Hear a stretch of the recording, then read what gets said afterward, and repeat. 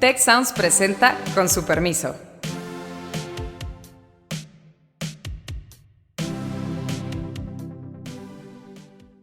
Con su permiso, yo soy Carlos Elizondo y hoy platicaremos sobre la revocación de mandato. La diferencia al 2020 es que, en efecto, ahora Morena y sus aliados no tienen los votos que sí tenían en el 2020. Y la negociación con los partidos va a ser mucho más intensa. Pero no son consejeros del gobierno, son consejeros del INE. ¿Por qué? Porque la ley norma muy bien cómo hacer el concurso, etcétera, etcétera. Y todos están de acuerdo que INE como tal sí funciona bien como institución, ¿no? Al organizar las elecciones. Y las encuestas también lo dicen. Nos acompaña Beata Boina, la conocen, nos acompaña casi siempre, miembro de este set de conductores, y Arturo Sánchez, profesor de la Escuela de Ciencias Sociales. Arturo, Beata, bienvenidos. Buenos días, justo saludarlos a todos. Buenos días también. Pues lo que ya quedó claro es que va a haber revocación de mandato, elección de revocación de mandato este 10 de abril. Ya se juntaron las firmas, pero todavía faltan muchas preguntas. Lo primero que quisiera platicar es en este como debate el más importante, que es el presupuestal. Pongamos el contexto. El INE tiene la obligación de hacer este mandato, siempre ha dicho que esta revocación de mandato, siempre ha dicho que lo va a hacer. Sin embargo, la ley es muy precisa de cuántas casillas se tienen que instalar y eso tiene un costo. Y el INE argumenta que el presupuesto que le dieron no le alcanza para esto. El gobierno argumenta que es cuestión de que ahorren para que lo hagan con todas esas casillas. Arturo, Beata, ¿hay una salida a esta divergencia tan fuerte entre un INE que dice, por supuesto lo hago, pero necesito el dinero, y un gobierno que le dice, pues no tengas gastos de comidas y con eso ahorras suficiente para lograrlo? Si me permites, Carlos, mira, mi opinión es que por primera vez el INE está ante la posibilidad de no tener recursos para cumplir lo que dice la ley. Lo que realmente se está buscando es cómo cumplir la ley siguiendo todos los procedimientos que se marcaron incluso por el Tribunal Electoral, que incluyen pedirle a la Secretaría de Hacienda una ampliación presupuestal, asumiendo que la Secretaría de Hacienda no otorgue un solo centavo, porque así lo ha dicho tanto el secretario de Gobernación, el presidente de la República en estas mañaneras recientes. El INE tendría que ver cómo hacer para, con el dinero que tiene, cumplir la ley a cabalidad. Sin embargo, falta que, uno, se acaben de revisar todas las firmas que se presentaron. Dos, que el INE el 4 de febrero emita la convocatoria. Y la convocatoria no nada más es decirle a la ciudadanía, va a haber revocación del mandato, va a ser el 10 de abril y listos para participar. La convocatoria incluye una serie de procedimientos en donde el INE dirá para el 4 de febrero si tiene o no los recursos y cuántas casillas pondría y de qué manera lo haría. Seguramente esa convocatoria será impugnada ante el Tribunal Electoral y el Tribunal Electoral ratificará si el INE puede en efecto proceder a utilizar los recursos que tiene e instalar las 60,000 casillas aproximadamente que son para lo que le alcanza el dinero que ha sido reservado para la revocación de mandato. Entonces, en pocas palabras, el litigio y la incertidumbre siguen presentes, habrá que esperar todavía y lo que sí sabemos es que el INE sabe que va a hacer la revocación de mandato. Me gustó que el consejero presidente dijera la revocación de mandato va y va a salir bien porque la va a organizar el INE. Creo que eso es muy importante. Ahora bien, puede ser una revocación de mandato al estilo de la consulta popular del año pasado, en el que se pusieron 57,000 casillas, o puede ser una revocación de mandato, como dice la ley, con 161,000 casillas, y todo depende del dinero que esté dispuesto para el instituto. Sí, yo creo que aún estamos a tiempo para que INE consiga más recursos, ¿no? O sea, aunque los actores principales han dicho que no van a hacer modificaciones, de todas formas, quizás en febrero, cuando realmente se vea que la revocación de mandato, pues quedaría como una especie de revocación, entre comillas, de patito, o sea, pues muy pero muy menos limitada. extensa. Sí, muy limitada en ese sentido de, digamos, las casillas disponibles para la votación, pues quizás realmente los actores interesados en esa revocación de mandato en la organización, pues decidirán finalmente que sí van a poner más recursos. Eso pues habrá que ver y lo veremos en breve. Eso es lo que uno esperaría, Beata, en un mundo racional, pero si Sí, uno es lee el cierto. editorial de la jornada de hoy, que es como el órgano oficial del gobierno, le dicen al INE, no te hagas ya Sí, tonto, no, sí, ya sé que tienes que poner en un las mundo racional, 160,000 sí. casillas que dice la ley. En un mundo racional, obviamente, muchas cosas en esos últimos 3 años serían muy distintas. Así que veremos qué ocurre realmente en esas próximas semanas hasta 10 de abril. Lo que sí a mí me parece muy bien es que ya finalmente se haga esa revocación de mandato, porque estamos hablando desde hace tiempo sobre este tema, prácticamente yo diría desde el comienzo de este sexenio, de una u otra forma, la revocación del mandato está en la agenda, a veces con más fuerza, a veces con más debilidad. Ahora pues vemos esa confrontación ya frontal entre el presidente y el INE, precisamente a raíz de esa revocación de mandato también. Y ojalá ya se organice, ojalá ya los que quieren votar voten, los que no quieren no voten. Ahora veremos cuáles van a ser también los resultados de esa revocación.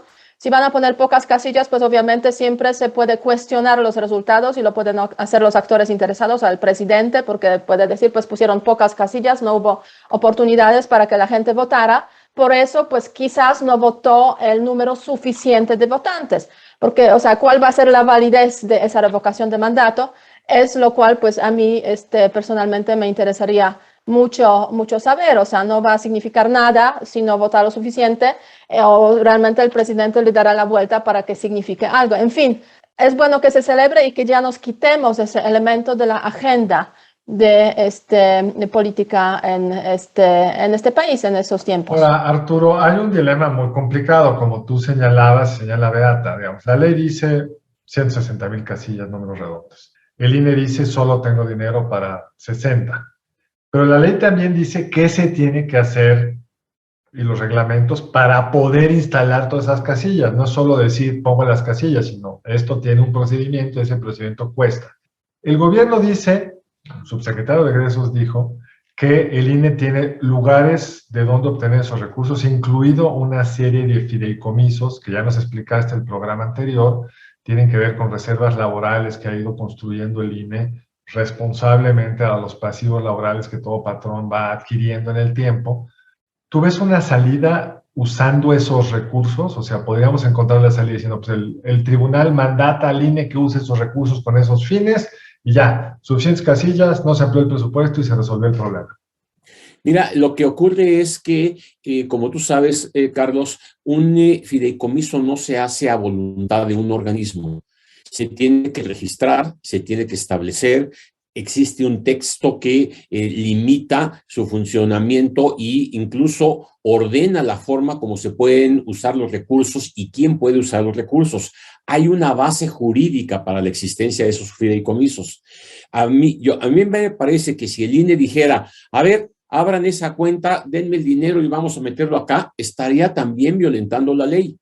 Y violentar la ley con recursos que forman parte del patrimonio institucional y que son finalmente de los trabajadores del instituto, pues es una violación a la ley tan grande como poner 60,000 casillas en lugar de 161,000.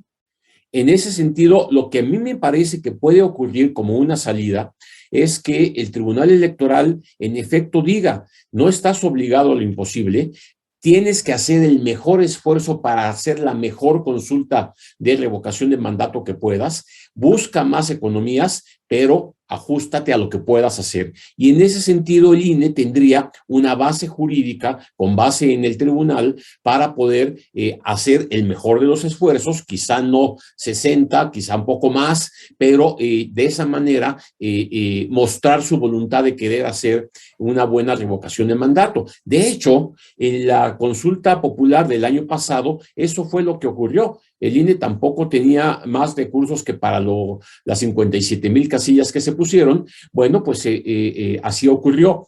¿Cuál fue el efecto? Un poco lo que dice Beata. Participó el 7% de los listados en el listado nominal. Creo que en este caso hay una convocatoria mayor, creo que en este caso es más público el interés. Morena se ha encargado de no llamarle revocación de mandato, sino ratificación de mandato.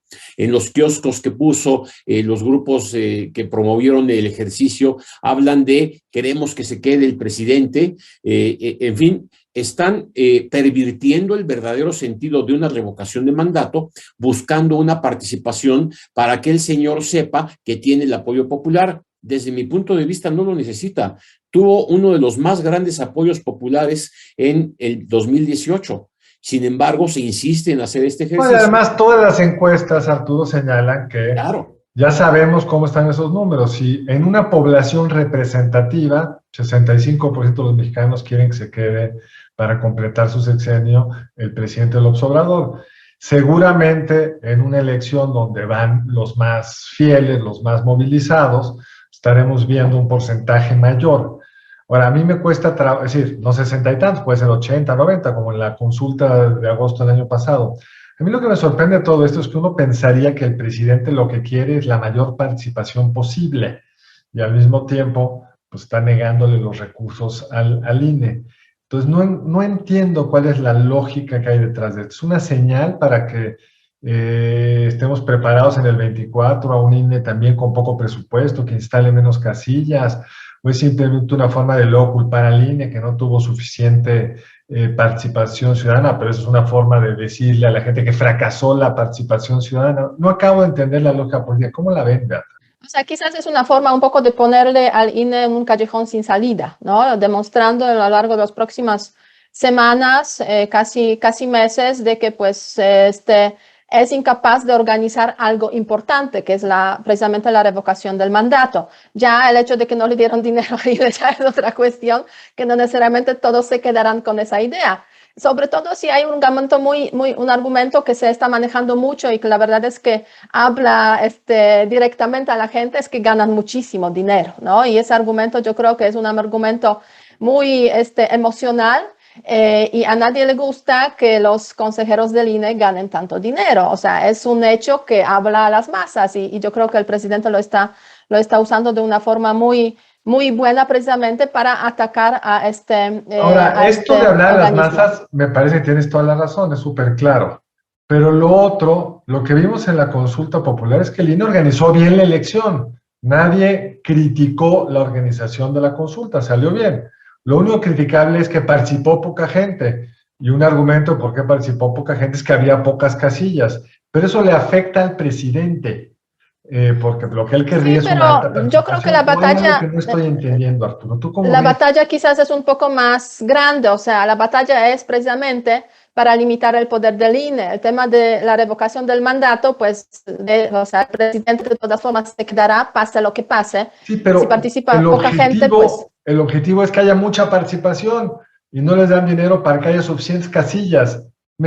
¿Tú cómo lo ves, Arturo? Mira, el presidente quisiera que votaran 38 millones de ciudadanos el 10 de abril, que es el 40% del estado nominal, y que la mayoría, la más grande mayoría de estos 38 millones votara porque se quedara el presidente.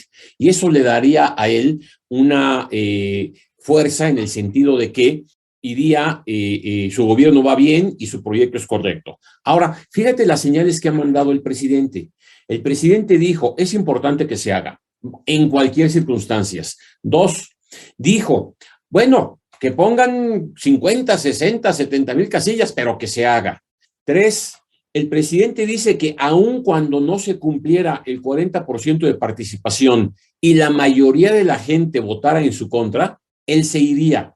O sea, él está retando a la ciudadanía para conseguir un objetivo político muy claro. En cualquier circunstancia, así se hiciera con encuestas como propuso el presidente, él quiere tener el aval de la ciudadanía para poder decir los 3 años que faltan los gobierno como yo quiero porque la ciudadanía está conmigo y ya evaluó los primeros 3 años de gobierno. Ese es el objetivo. Ahora, desde el punto de vista electoral, junto con este objetivo meramente personal del presidente de la República, sí está en cambiar la estructura del funcionamiento del sistema electoral mexicano.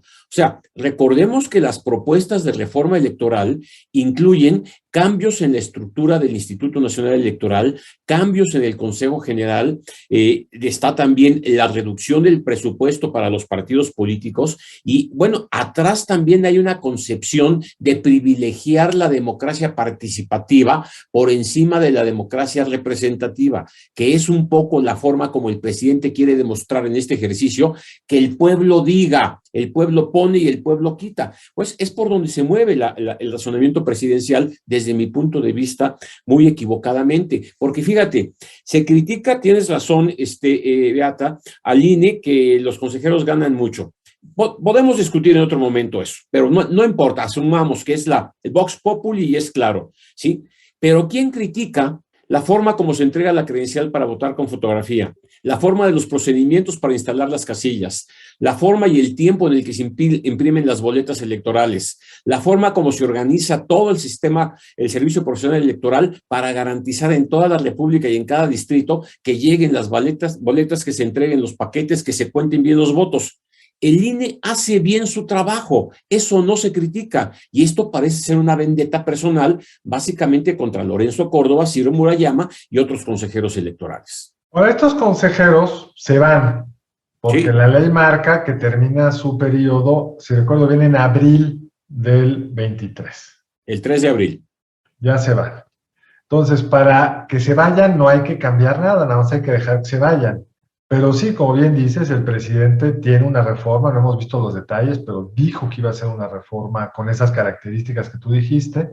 ¿Le ves tracción política aún en un escenario, o tú, Beata, le ven tracción política aún en un escenario donde participe mucha gente, le vaya con un sí contundente, no con 38 millones de mexicanos, digamos 20, el doble, el triple de lo que obtuvo en la consulta popular de agosto? ¿Eso le daría esa tracción política? Para hacer reforma, digamos, del sistema electoral mexicano, yo creo que no necesariamente, porque al fin y al cabo, pues se necesitaría unos cambios importantes en la Constitución, y en ese sentido, pues la Cámara de Diputados pues tiene la composición que tiene.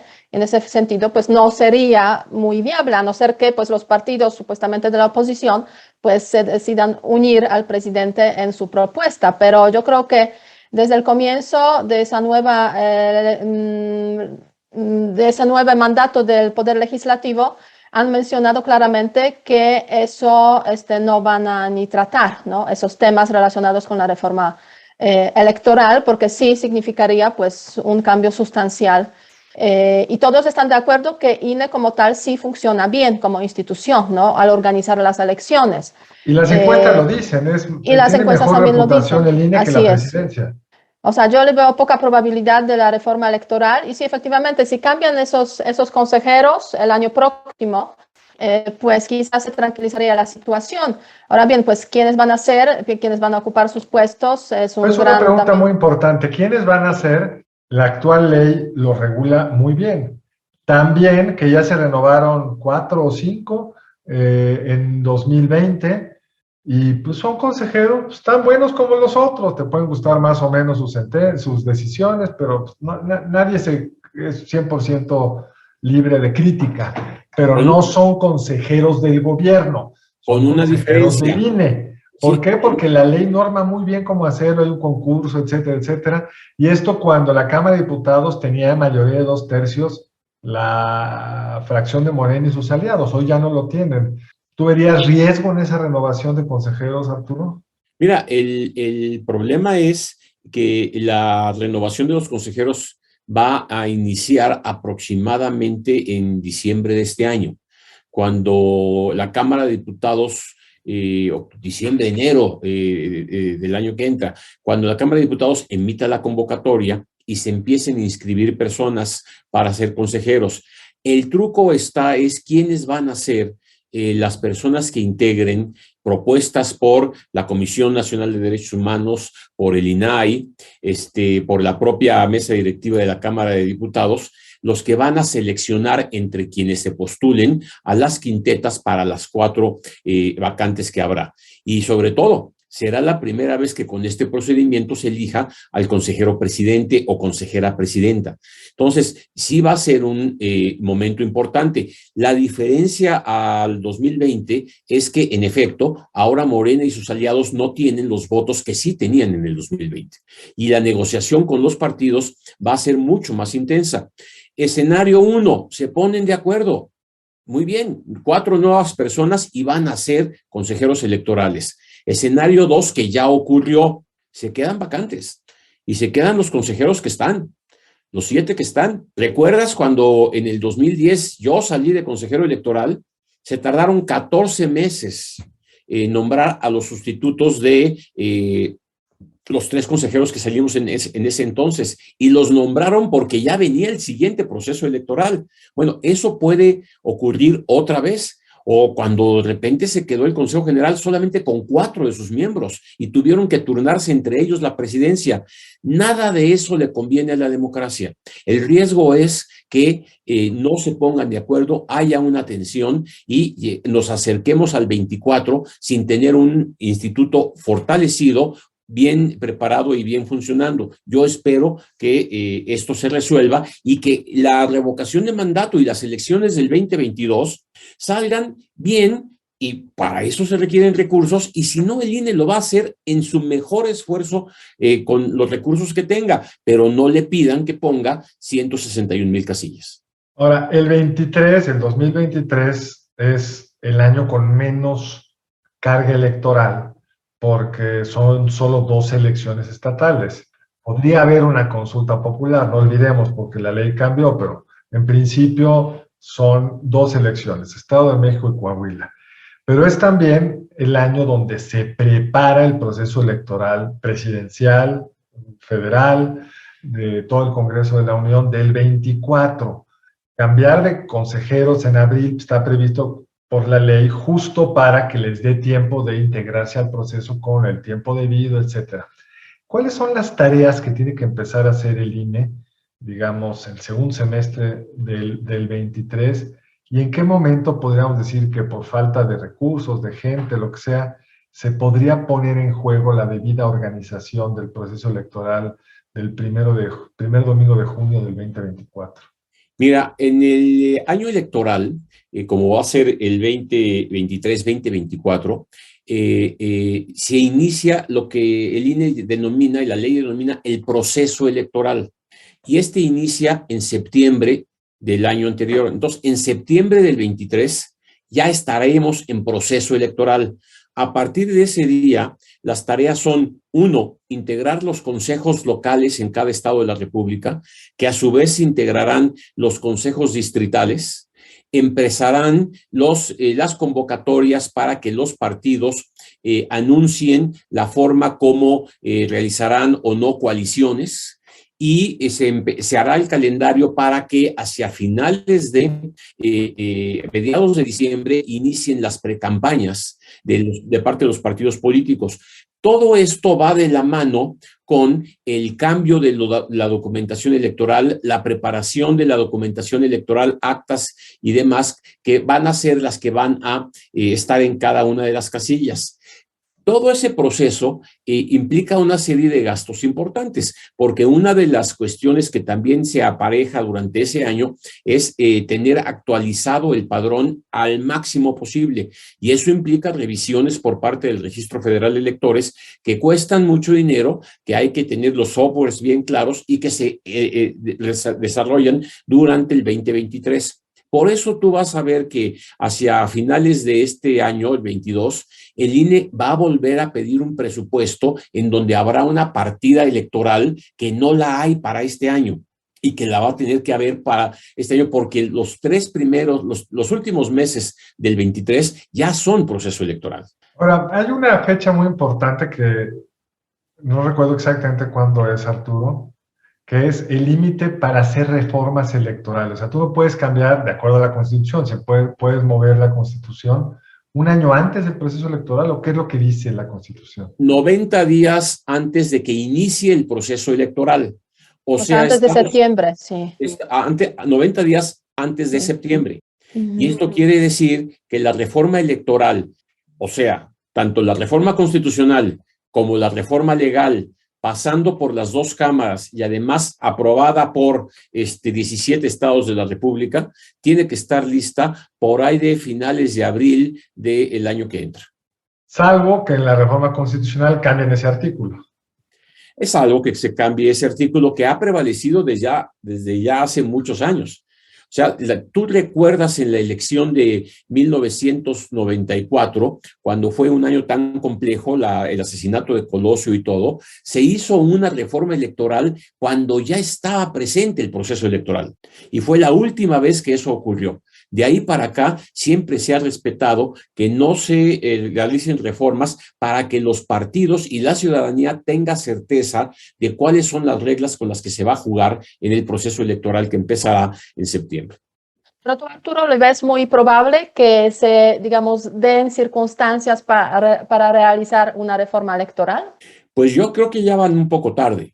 O sea, cuando se hicieron las reformas electorales del 14, por ejemplo, desde el 12, desde el primero principio ya había mesas de discusión y mesas para poder hacer las correcciones necesarias, con propuestas muy claras, pero con una voluntad muy importante, que era siempre las reformas electorales vienen promovidas por la oposición al gobierno, porque son los que perdieron la elección y quieren mejores condiciones para la siguiente.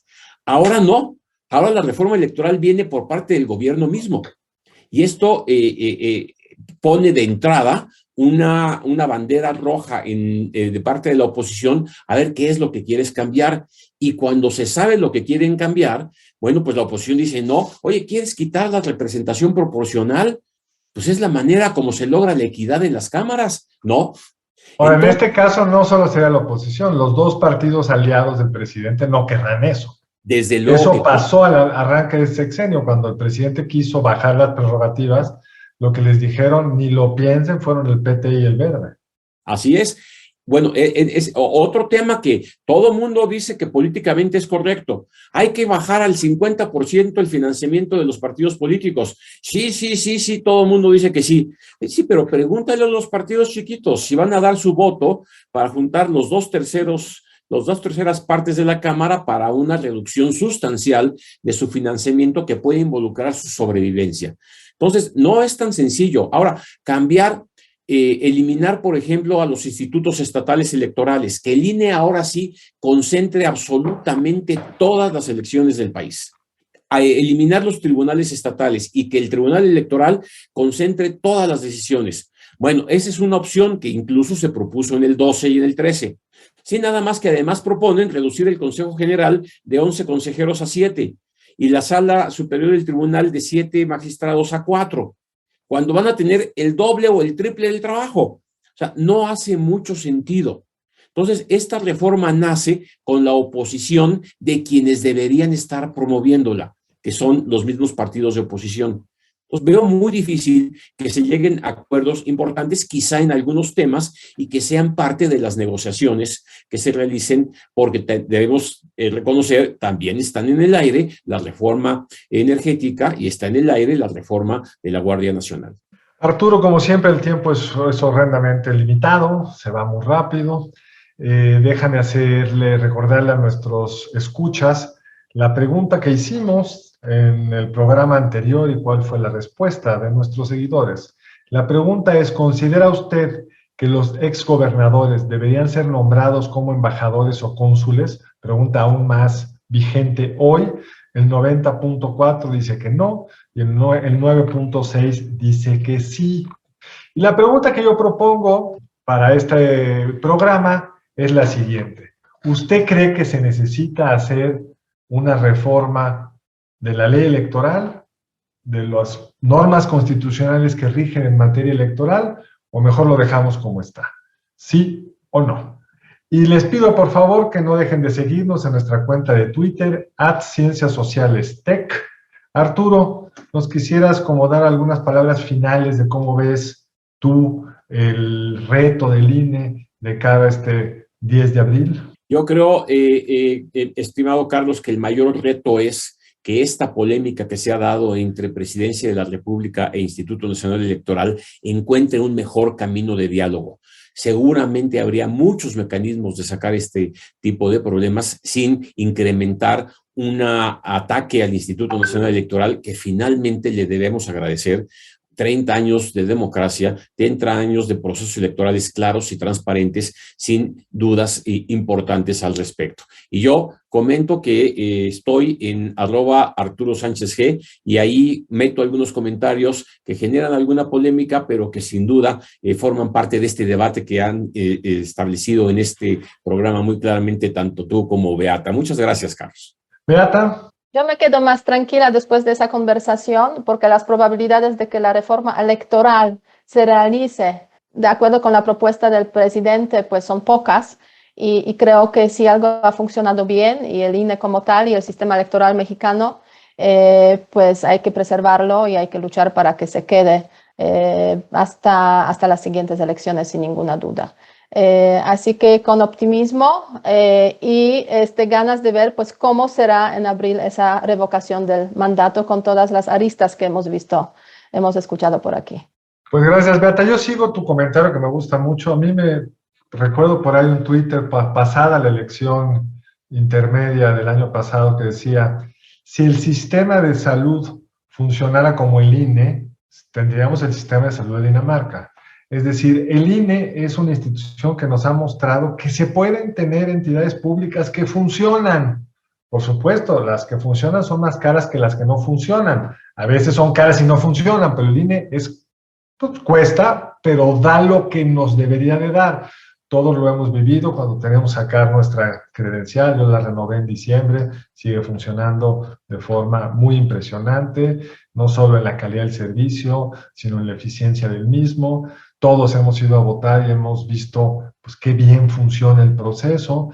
Yo me quedo con el resultado electoral de junio pasado, donde las cosas funcionaron todas como deberían de funcionar, y hasta este miedo de que alguien, el propio presidente, fuera a desautorizar el proceso electoral, pues nadie se atrevió a hacerlo, nadie vio la necesidad política de hacerlo, porque funciona muy bien. Y habiendo tantas cosas en mí que no funcionan bien, pues a mí sí me cuesta trabajo entender por qué concentramos la energía en lo que funciona bien y no en lo que no funciona bien. Con su permiso, gracias por seguirnos aquí en su programa favorito. Arturo, Beata, muchas gracias. Muchas gracias. Si quieres conocer más sobre el comercio y los negocios, te invitamos a escuchar Territorio Negocios. La experiencia del cliente o del usuario es cada vez más importante. El podcast en el que hablamos sobre las nuevas tendencias de innovación, emprendimiento, finanzas y liderazgo en México y en el mundo. Escúchalo en Spotify, Apple Podcast y Google Podcast. Muchas gracias al equipo del Tecnológico de Monterrey y de Tech Sounds. Productor ejecutivo de Tech Sounds, Miguel Mejía. Asistentes de producción, María Guadalupe Monroy y Marcela Amezquita. Productoras de Con su permiso, Luz María Ávila y Cintia Coca. Diseño, Ángel Gómez y Daniela Solís. Postproducción, Max Pérez. Les invitamos a escuchar el siguiente episodio de Con su permiso y el resto de programas de Tech Sounds en los canales de su preferencia.